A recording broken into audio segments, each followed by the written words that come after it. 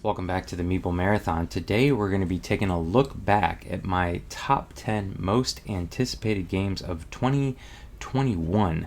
Now, I realize that it's midway through 2022, but it actually took this long for 90% of this list to make it to me for me to actually review and give you my opinion on. And there's actually one on this list that hasn't even delivered as of yet, so we'll get to that one eventually. But I wanted to make sure as many of these came in before I reviewed this list, and now that most of them come in and I've had a chance to play them, we're going to go back and take a look at what I was most anticipated about prior to 2021. So, and I am just going to go through this list in the order that I had them in when I made my top 10 anticipated list. So these are not ranked in any particular order. All right. Up first, we have Cartographers Heroes. Cartographers Heroes was a standalone sequel expansion to Cartographers, and it added not only heroes to combat the the enemies that might pop up, but also gave you a whole new slew of maps. And these weren't technically included in the expansion, but it was all part of this Kickstarter. That there was Cartographers Heroes, which was just the same thing as Cartographers, except with a few added bonuses, and could be played by itself. But then the new map packs is really what I got most excited about. And they delivered on exactly what they were saying they would. It was here's another version of Cartographers, and what was most exciting was the map packs at the end of the day, just giving you an alternative way to play, changing up the rules just a little bit, made it worth coming back to over and over again. I played Cartographers, the original game, so much during the pandemic that we almost wore it out, me and my friends playing over Zoom, because it was one of the best games, in my opinion, to play over Zoom when you were having remote game nights. But Cartographers Heroes really, kind of reinvigorated the Cartographers franchise for me, the series for me, but it didn't do so much, it didn't change so much that I feel like it was a groundbreaking expansion or version 2.0 of the game. So if you are a fan of Cartographers, I would definitely go out. If you already have the base game, I would definitely go out and pick up the map packs before I picked up Heroes. If you're just starting off and are looking for a flip and write game that you can play with your family, you can play with your friends, you can play over Zoom, I would look for Cartographers Heroes first. I think that it offers you exactly the same thing that Cartographers does, just with those added heroes, and it's standalone in and of itself. So I still highly recommend Cartographers Heroes. That was number 10 on my list of anticipated games, and you can see here that it did actually come out in 2021, so they delivered roughly on time. Coming in at number 9 was Hour of Need. Now, this says 2021 here on BGG, but Hour of Need did not get delivered to US backers until 2022, and it was actually just a couple months ago. So Hour of Need is part of their modular deck system. This was a game mechanic designed, kind of invented by the Sadler brothers. Unfortunately, the Sadler brothers no longer work for Blacklist Games, and Blacklist Games as a company is just kind of falling apart. They were not ready for the pandemic. They were not ready for the shipping crisis. They did not handle their business well and are struggling to deliver, what people paid for. These products have been produced and they're literally sitting in a warehouse in Orlando right now because Blacklist Games can't pay their bills, and so Quartermaster Logistics is just holding on to their stuff. So Hour of Need did end up getting delivered, which was ironic because Hour of Need technically should have come after Fantasy Series 1, which was their kind of RPG miniature line. But Fantasy Series 1 is what's sitting and being stuck. Hour of Need did get delivered. I was, looking forward to Hour of Need back before my opinion of Blacklist games was drastically stained. And Hour of Need did deliver on what its expectations were. It was the modular deck system, so very similar to Ultra Quest and Street Masters, where you have this pre-built deck that you're going to shuffle up, and you're going to draw a certain number of cards, and then you are hoping to play out those cards, at least one or two per turn, and that's where you're going to use to take your actions. But you always have some base actions, things like that.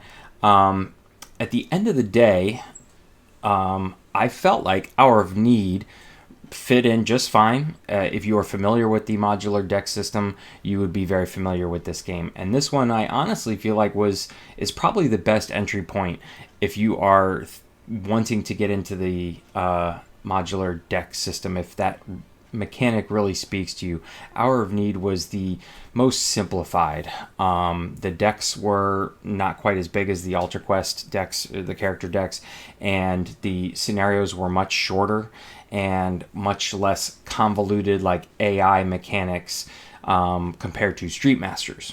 I don't have any experience with Brook City, so I can't speak to Brook City and how Hour of Need compares to it, but I really appreciated how clean and simple this one was. Unfortunately, this one may be one of those games that is just dead in the water, and what's out there is what's out there, and it may become like a holy grail of games for some people who can get their hands on a copy. I don't know if this is ever going to go to retail, which is unfortunate. I wouldn't wish what happened to Blacklist games on any company, but I do feel like they kind of brought it upon themselves. But back to Hour of Need, I'm going to get off my soapbox here. It's superheroes, but it's not IP superheroes. So some people really appreciate that versus others. These are brand new, fresh superheroes. They all feel, very much the same. Like there's like a female Flash, and a female Superman, and a, Iron Man / Ant-Man, kind of combination between Ant-Man and Iron Man character in there. My biggest issue with Hour of Need is that the issues themselves, no pun intended, which was kind of the overarching storyline that you would go in. So you would pick your heroes, you would pick your villains, and then you would pick the issue. You would pick the problem that that the heroes are having to solve. So any villain can go, say, rob the bank. So robbing the bank is the issue. And I felt like the first time I would play an issue, I would start to figure it out about halfway through. A lot of times I would lose because I didn't quite understand what really needed steps and what order they needed to go in to solve the issue. Do I need to focus on the villain? Do I need to focus on, going to these locations and staying away from the villain? But then once you figure that out, you've kind of unlocked the key to the issue, and it doesn't matter what villain you put in place. As long as you know, I need to focus on these things because it's the bank heist issue, or I need to focus on these things because it's the, taking over a train issue. I don't think that actually was one. But anyways, I feel like I'd kind of solved the puzzle, and the issues became mundane to me. Like, I didn't want to go back and play those issues again. Yes, I had quite a few characters to play through and say, I could play through this character with the Flash character, the Superman character. But at the end of the day, I was like, well, it really doesn't matter. I can take any hero and know I can beat this mission. So I feel like that's what it suffered on. And at the end of the day, since I already own Ultra Quest, and I have, hopefully, both Contra and Tide of the Dragon coming. Now, these are pre-orders, mind you. These were not Kickstarters. I pre-ordered a game. I paid my money, pre-ordered a game through a store, whatever it may be. They're either going to give me my money back or give me my game. This is not a Kickstarter where I, understand the product may not be delivered and all that jazz. So knowing that I was going to have those modular deck system games coming my way, and those are IPs that I would personally rather hold on to, especially Contra, I actually ended up passing along Hour of Need to somebody who was, looking for a Kickstarter version of the game. And yeah, I have not missed it since I got rid of it. But again, if you are just getting into the modular deck system game, I feel like this is the best entry one as far as length and complexity. This one's short and sweet and the easiest to get into. Unfortunately, though, I have no idea how easy it is going to be to get your hands on. All right. Up next is... I had all these loaded up, is Batman the Animated Series Adventures Shadow of the Bat. Now, this is a re-implementation of the Shadows of the Past game that they came out with Teenage Mutant Ninja Turtles. This is by IDW. Unfortunately, once again, we have another game here that I think is just kind of dead in the water. I think what's out there is what's out there, and that's only going to ever be what exists for this system, which I think is a really good system, but could use some tweaks. We'll get to that here in a second. But long and short of the story is that IDW has closed their doors. I have no idea if somebody's going to pick up this design in this particular series and re-implement it. I think it could work really well for any series that has like a lot of characters and that like superhero versus villain theme to it. It worked really well for Teenage Mutant Ninja Turtles, and it works well for Batman. I think that the coolest thing about this game is the dice, where each character has a unique set of dice. You're going to roll those out for your character, and then you need to decide, what actions am I going to do? It kind of determines the actions that you have to take, but also which ones are you going to share and which ones are you going to kind of keep for yourself. The ones that you keep for yourself, you might be able to get bonuses on, things like that, and certain dice you can't share. My biggest issue for the game, I still have it. I still haven't given up on it yet, but the solo mode was atrocious.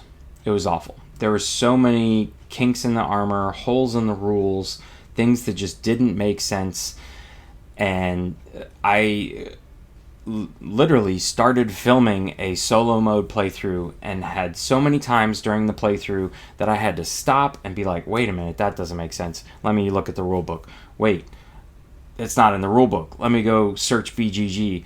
That I just gave up altogether on the video. I was able to play four-handed solo, and that's my bigged issue is that when you are playing, you have to play 4 characters. So, like, my first time I played with my brother-in-law. He had 2 characters and I had 2 characters, and that worked well. But since I play mostly solo, it's really kind of just a table burden to keep up with 4 characters, and okay, who's sharing with who and who's next to who, and 4 is kind of a lot. It was doable, and I may come back to this, and I'm holding on to this because I'm hoping that it's something that me and my younger boys can get into at some point, because they obviously know Batman. They don't know the animated series Batman, but they know Batman. They know who Batman is, and Joker and all that stuff. So I really like the dice rolling and dice sharing system. But this is another game that it's probably difficult to find. I don't know if it's ever going to hit retail in a core box type of scenario. I know that you can still find on Game Stewart, and I think even Miniature Market, the Kickstarter all-in sets. So you're looking at $200 to $300. But yeah, if Teenage Mutant Ninja Turtles is your preferred IP, go try and find Shadow of the Past. If Batman is your IP, then try and get your hands on Shadow of the Bat. If you really like that kind of dice rolling, then make your decisions based on the dice you roll. Those are the actions you can take for your turn. Then this is a great game. The miniatures were nice. They're not amazing, but they're also based on the animated series characters, so the details are not there. The details weren't there in the show. It's a cartoon, and the miniatures look cartoony. But yeah, like I said, I think it works well. It's easy to teach. And I got through about half the scenarios and was just kind of bogged down by the weight of constantly running 4 characters. I feel like if they had done a better job of creating the solo mode where you have to be Batman, I got that, I understood that made sense. But it just fell so short at the end of the day for me that this one's kind of just, I haven't gotten rid of it, but it's just kind of been tucked away in a corner of my game room, and I haven't gotten it out much. All right, that was number 8. Let's take a look at number 7.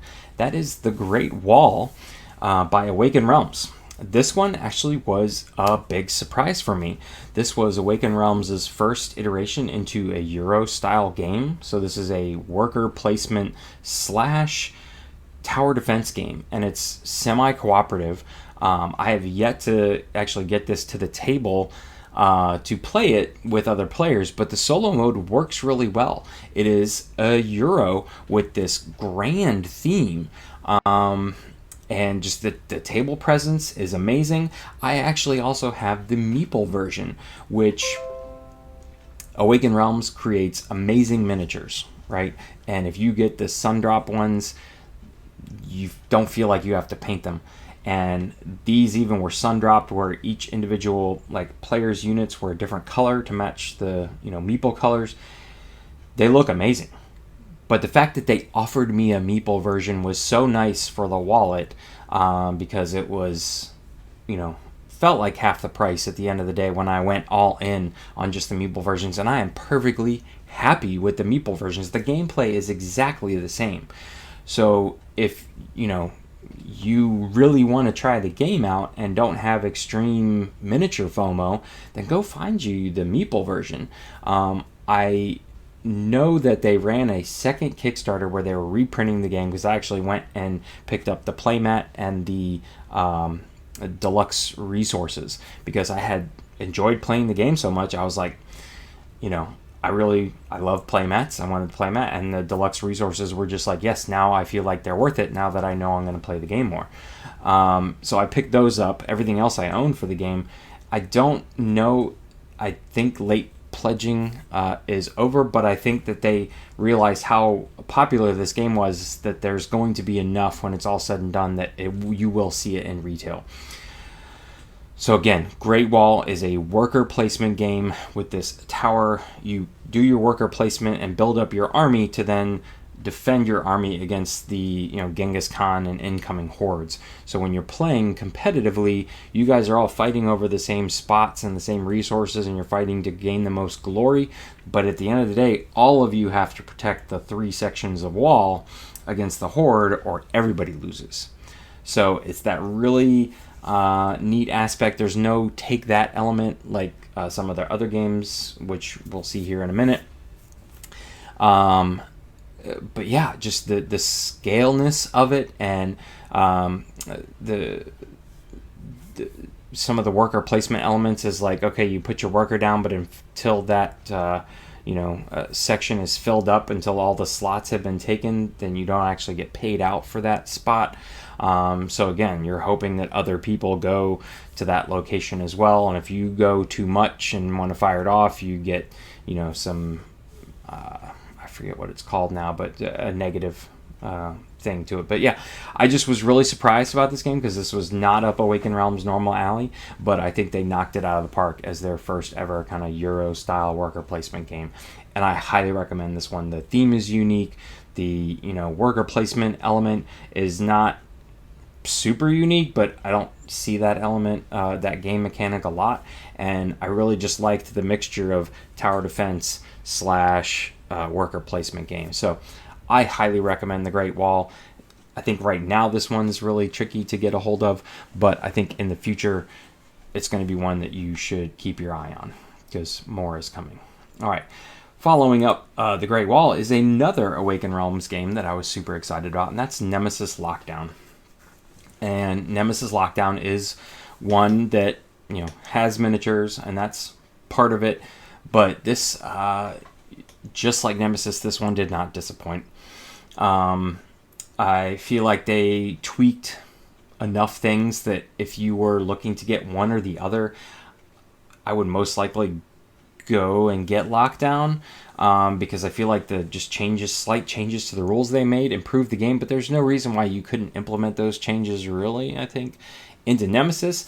There is a soft spot for me with the original Nemesis, because it's on the ship and it does feel like the original movie, but Nemesis Lockdown knocks it out of the park. It's a double-sided board, but the opposite side is completely different than the other side. Whereas Nemesis, the original game, was just, it was the same ship, but the rooms were moved around a little bit, and one side was considered to be harder than the other, but it was really just the ship at the end of the day. And so yeah, if you enjoyed Nemesis and have played the heck out of Nemesis, then go track down Nemesis Lockdown. If you are looking for a kind of exploration game that has this super intense, it's not really horror, but it's suspenseful. This game does such a good job of pouring out that theme of there could be an alien around any corner. You can't see it, but you may walk into a room, and if you, God forbid, made enough noise, it's going to jump out at you, and then you're literally just running for your life. Most of the time when I play this game, I do not stick around and try and take down the aliens. I am always just running. But yes, just the exploration aspect of the game. So the map's always different looking, but just that suspensefulness of the game is magnificently done with Nemesis or Nemesis Lockdown. So again, this is another one where it was like a version 2.0. It's a standalone. You can combine them. So if you have characters from Lockdown, you can play them in Nemesis and vice versa. If you have the original game, they gave you cards that make more sense in Lockdown for those original characters, but they can all be intermixed. If you only have money for one, I'd probably go Lockdown just simply because of those rules improvements, but they're really both about the same. If you're looking for a sci-fi suspense game, look no further than this one. All right. Up next is Dinsoaur World. This was by Pandasaurus Games and was the sequel to Dinsoaur Island. I was very excited about this one. I was very fond of Dinsoaur Island. And when they announced this and when the Kickstarter hit, I was like, oh, this looks amazing. I don't think I'll ever play Dinsoaur Island again. So I sold my copy of Dinsoaur Island and just patiently waited for this one. It just kind of fell flat for me. You know, it's getting a rank here of 7.5 on BGG, and I think that's about right. It's a better than average game. And I did have a lot of fun with it when I played it competitively with other players. The problem is that I'm a mainly solo gamer, and the solo mode for this, I felt like made the game unnecessarily hard, and it just was not fun. And so, yes, I could, play by my own rules. I could house rule it, which I do often to enjoy the game. It kind of soured me on just the whole topic of it, the playing of it. It just, this like escaping of dinosaurs, which does not happen if you're playing in multiplayer, but in solo mode, it's like they got to make it more difficult for you, so you could have dinosaurs running around, and I don't know. The game was hard enough as it was to, create an efficient park, and also the little teeny tiny. There was a few things that it just production-wise I could not understand, and a lot of people have talked about this. I mentioned it in my coverage of the game, but the little teeny tiny numbers for your suspense or whatever, how bored people are getting with the tiles, just seems silly at the end of the day, and I felt like could have happened better. At the end of the day, I almost kind of missed Dinsoaur Island. I was like, I kind of want my Dinsoaur Island back. So Dinsoaur World, I still have it, but it's like on my trade block on BGG. If somebody were to ever make an offer for me, I would certainly sell it. I've got, the all-in with all the extra dinosaurs. But anyways, yeah, this one was kind of disappointing for me at the end of the day. But when this game was delivered, it was a two-parter. The Kickstarter included a roll and write game, Dinsoaur Island, Rawr, and Write. This game knocked it out of the park for me. This one was the only reason I have not turned around and gone out and tried to track back down a copy of Dinsoaur Island. This one gives you that Dinsoaur Island feel, but in a much smaller, compact setting, and it's a roll and write. I love everything about this game as far as a roll and write is concerned. It's one that travels with me anytime I travel, like to the beach or the mountains, where I have space where I'm driving in the car and I have some space, because it's not like a tiny epic size game. It's a decent sized box, but it's much smaller than like Dinsoaur Island was, and not nearly as heavy.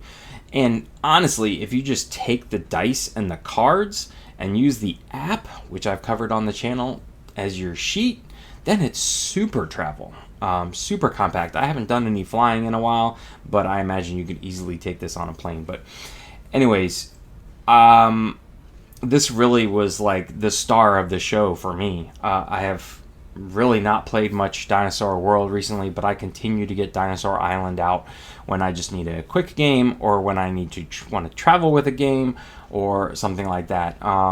It's not too long.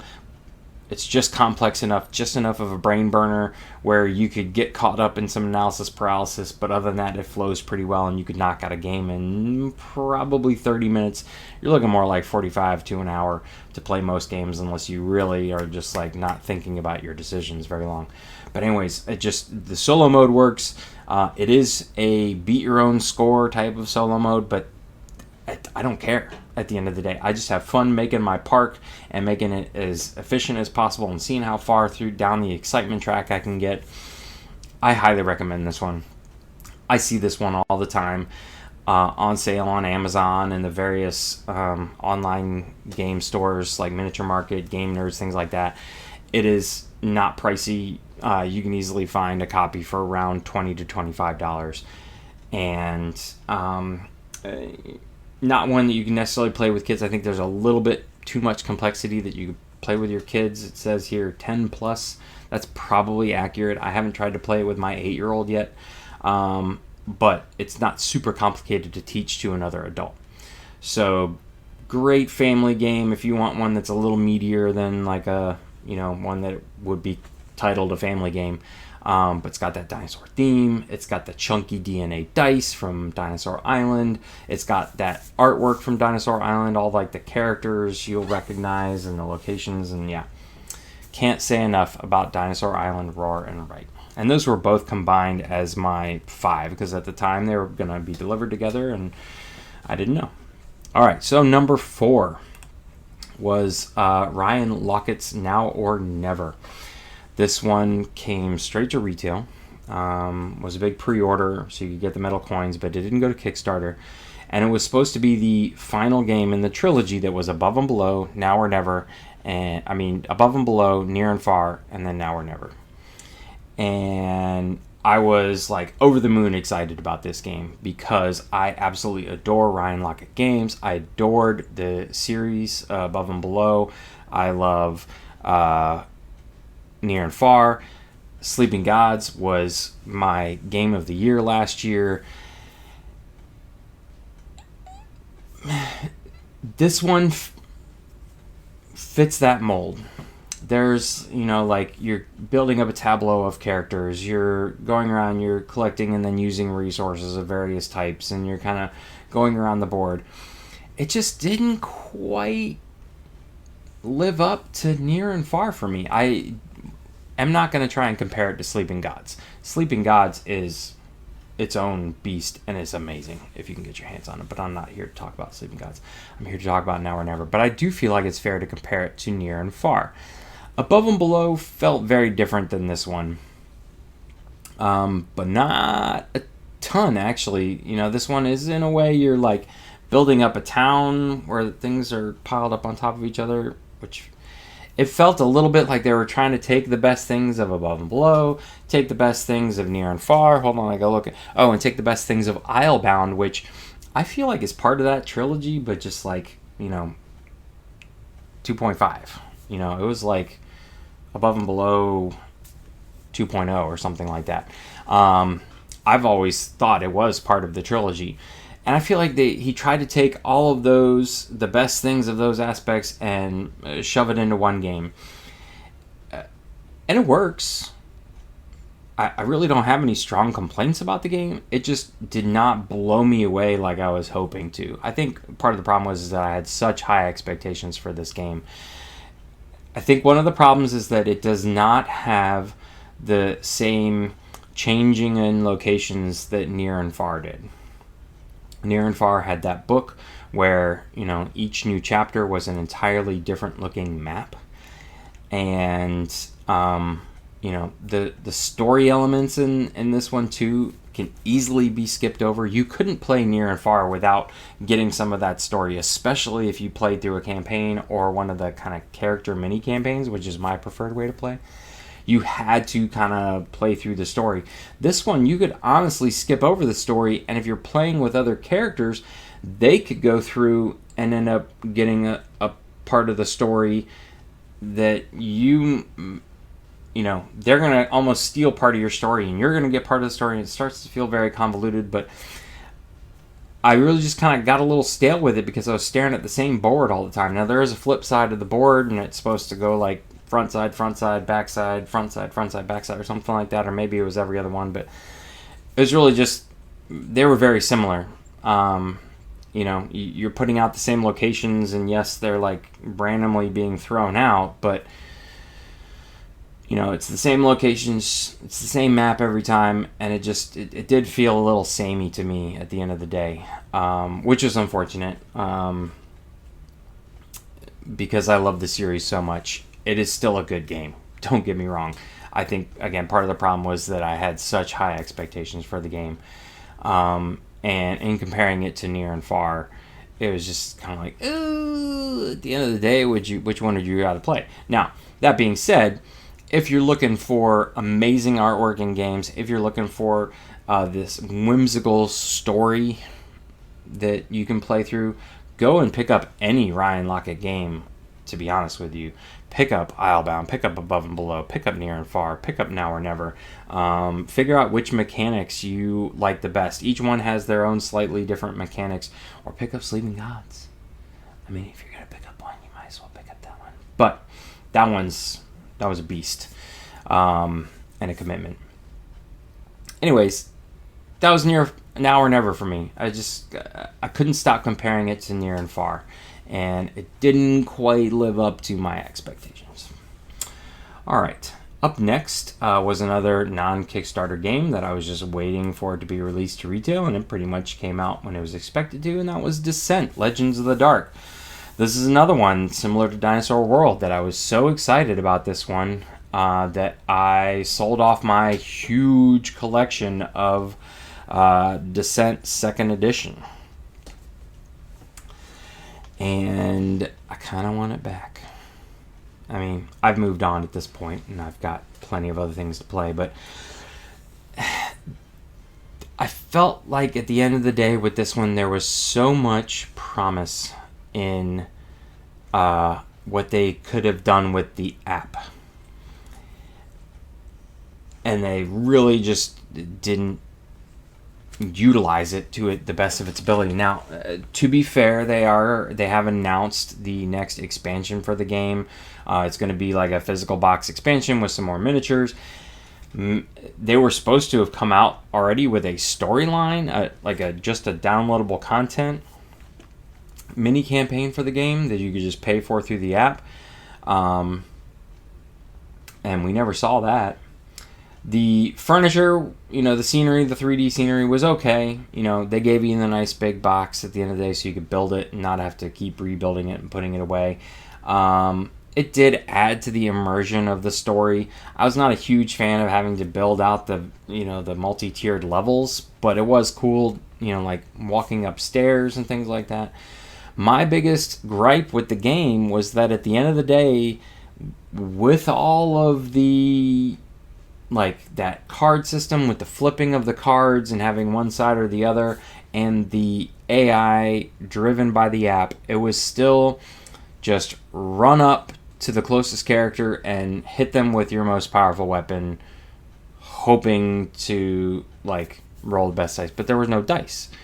You were just, it was all in the computer, whether you'd get it was all in the app whether you get a bonus, and I appreciated that. I appreciated all the, oh well, adding this upgrade gives you 10% chance of hitting a critical. All of that math was taken out, and I actually did like the app for that. But yeah, at the end of the day, it was still just like, all right, here's the enemy, here you are. Your best strategy is always to run up and attack them. They're always just going to come straight for you. And yeah, it just felt like, wait a minute, all this advancement, and it's still just the same old game. It didn't feel very innovative.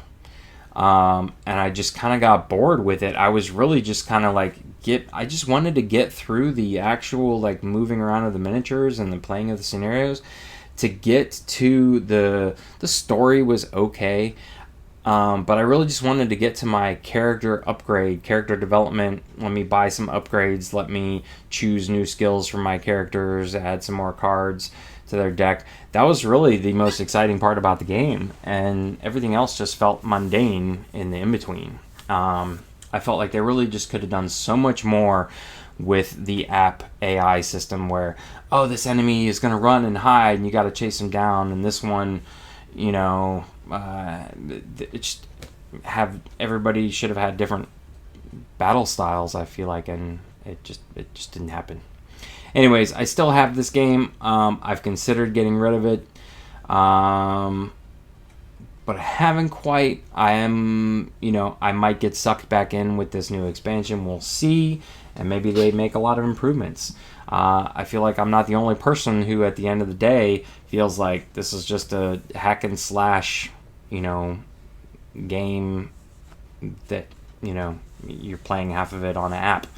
It's half video game, half, 3D cardboard scenery. Anyways, it's getting an 8.0 here on BGG. I probably would put it more at like a 6.5 or 7 for me. I feel like 8.0 is strong. I've heard some people really love this game. It just didn't. I loved Descent 2nd Edition so much. And this one, again, just fell flat. Anyways, up next is another dungeon crawler, and is the one that has most recently delivered after a lot of, again, CMONA, in my opinion, has not made the best choices, has not handled the pandemic and the shipping crisis very well. They are certainly not going under. They're continuing to deliver. They're not making a lot of people happy. I don't necessarily feel like, me as a consumer, they have my best interest in mind. But that being said, they still produce good games. Their games are still fun. Their miniatures are still good. I still enjoy playing their games. My little soapbox that I've been on is that I'm just not going to back their Kickstarters anymore. I almost know, none of their stuff never does make it. I know the stuff's going to make it to retail eventually and probably be on sale at some point or another. They always overproduce. There's always plenty of extras floating around. I may not have like that stretch goal box, but I have so much Massive Darkness 2 content. It's ridiculous. I don't know if I'll ever actually play it all. I enjoy having it all. But let's get to the game. Now, I did not have Massive Darkness. So this is my first iteration to Massive Darkness. But I do love a good dungeon crawler. I do love Zombicide. I love Massamora from them. What else? There's another series here. Project Elite. I'm a big CMON fan. I really like their games. So this one also did not disappoint. This one's just pure fun. There is nothing overly complicated about the game. It is a hack and slash. It's a roll the dice, and maybe you get some rerolls, but it's really, it's very luck based. And as long as you're okay with that, as long as you understand that pretty much every mission is just be dumped into a dungeon, get from one point to the other, hacking down monsters as they just come pouring out, and upgrading your character, then you're going to have fun. Same thing with Zombicide. Zombicide, you can't overthink it. It's literally just how many zombies can you mow down at any given time. They're just going to keep coming onto the board. It's going to be pandemic style, but by the end of the game, you're literally just going to be running for your life because there's so many of them. Same thing. Don't think about it too much. Just go out and have some fun. I really do appreciate how they have tweaked each individual hero class to be different and to play differently. You know, some are better than others. Like the Bard class really just, I was like, I don't know how often I'll ever play with the Bard class, but I really love the Rogue class, the Ranger class. I didn't quite like the Tinker class as much as I would have liked. I had super high hopes for that one, but that's okay. I like the Necromancer class. The Shaman class is kind of like the Tinker class. I was like, But there's enough variety out there that I can play a different class every time I go play these one-off scenarios. And I really love just like upgrading them throughout the one-shot scenario and being able to go from level 1 to level 5 in one scenario. Similar to Zombicide, you go from, starting noob to having awesome weapons and awesome skills by the end of the scenario. And all that happens very naturally and very methodically. My only really gripe of the game is that within these unique hero classes, yes, there is different branching paths of how you can upgrade. Like the Tinker class, you can go heavy on gadgets, where every time you pull a treasure from the bag or at the beginning of a turn, you're going to get these gadgets, and they can be lots of different things. Or you can go heavy on your little constructs, where you're building a little sentry droid or a little speedy thing that can deliver items. Or you can go heavy on your Tinker armor and just become this massive Hulk-busting Iron Man style character, but don't really have much else going on for you. There's these three branching paths, and the Tinker actually is one of the ones where I feel like I may choose a different one each time, but some of them are very like, why would I ever choose the other one? This, to me, seems like the best option, the best branch. I don't foresee myself ever branching off on the other ones. And also, some of the heroes, too, it's like, all right, if I need to pick a paladin, I'm going to pick this character, because the other one's special abilities just are like, compared to this one. There seems to be like a clearly one paladin who's got better special abilities than the other. And it's not like, oh, if I play with Gerda or whatever her name was, I would use this branching strategy, and if I play with this paladin, I would use this branching strategy. It really just, but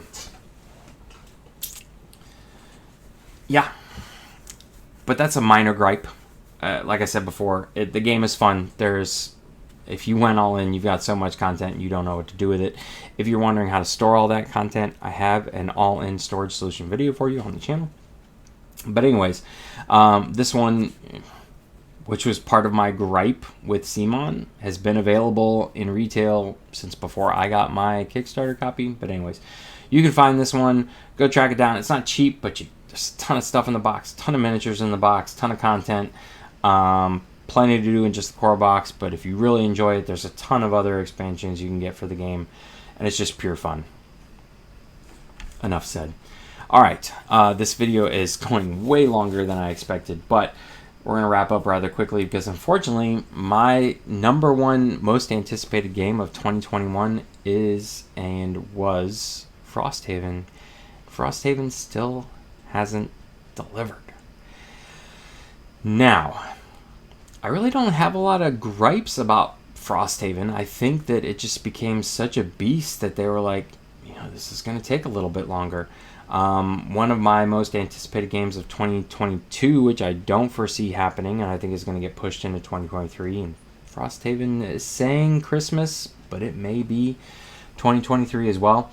Was Seventh Citadel. And Seventh Citadel said from the very beginning, this is going to be like a 2-year production design phase. So just be prepared. It's not coming out next year. And Frosthaven probably should have just said that to begin with. But we've had enough updates from Isaac Childress, and I trust Isaac Childress enough to understand that every day that it takes longer to make Frosthaven, it just is going to become that much better of a game. I don't feel like they're in trouble as a company. I don't feel like they are. It's interesting, this one has a ranking of 6.9 already, which I guess you could play like those little Kickstarter versions of the game on Tabletop Simulator. Is that what people are judging this off of?